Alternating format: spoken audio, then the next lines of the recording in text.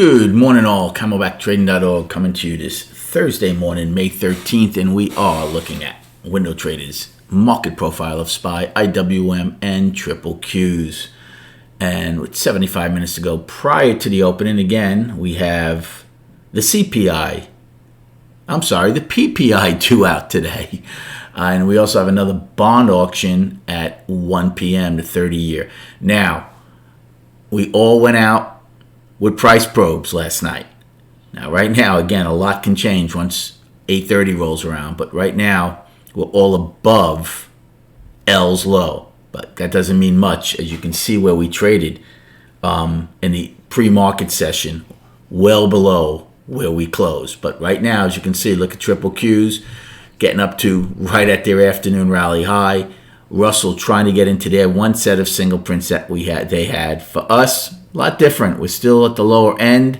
We're above L's low, but nowhere near our first set of single prints. We did end 8 wide.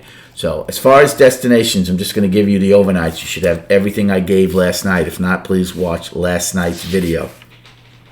So right now, the price probe was 405.40. So that would be the first destination on the upside. And then our pre-market or overnight high of 407. You should have all the single prints and everything else. For the downside, our first destination, remember I used 404.79 as the day's low, not the 404 bad tick. Then we had the small single prints left, 404.78 get filled at 63. And then 402, well, we have all the other, you should have the weekly low, the gap, all that. The pre-market low is 402.70. So that would be inside of that weekly gap of 271 ticks. Now, remember, the 50-day moving average is also right at 404. There's a lot happening right down in that area. I still think there's a good chance of testing it. Again, I can give you a game plan right now, but it's going to change probably pretty drastically come 8:30. But right now, until buyers prove something, sellers are still in control. They were in control all day yesterday, right? Don't forget. They were in charge all day yesterday. Late in the day, probed. Overnight, short. So right now, not only is the whole market short from yesterday and pre-market, so they're continuing to push. So if they're able, what's going to stop that? Well, we said yesterday they tried to alleviate some pressure when H took out G, K took out J. Didn't get much. The shorts kept piling on. We did 136 million yesterday. So until they find themselves in any kind of danger, they're going to continue to push. What would put them in danger? Well, again, we had at least, you can call it a double distribution or a triple distribution day. How many you want to use? I mean, for the most part, definitely H's low to the day, H's high to the day's low is one distribution, and then you could really use C's low to the day's high with those other single prints in there as another distribution.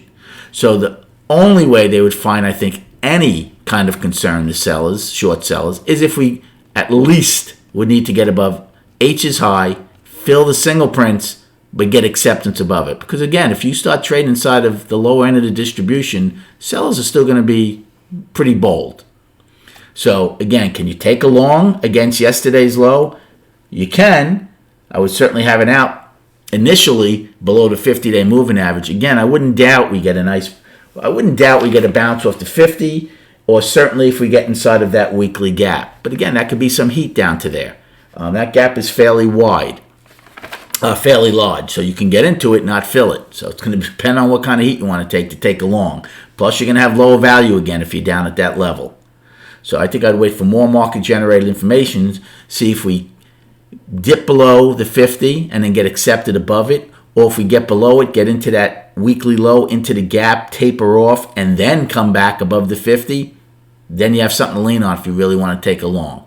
Until then, I'm still going to basically look for shorts, especially if we push up and can't get above H's high. Again, you're in CamelbackTrading.org voice channel room. You're getting these up to the date ideas as the market's evolving while the profile's being streamed. And then chart-wise, so here's the weekly. Look what we did. Boom. Wiped out 4 weeks worth of work. Right now, the weekly is down. This is the key level here, 403.38.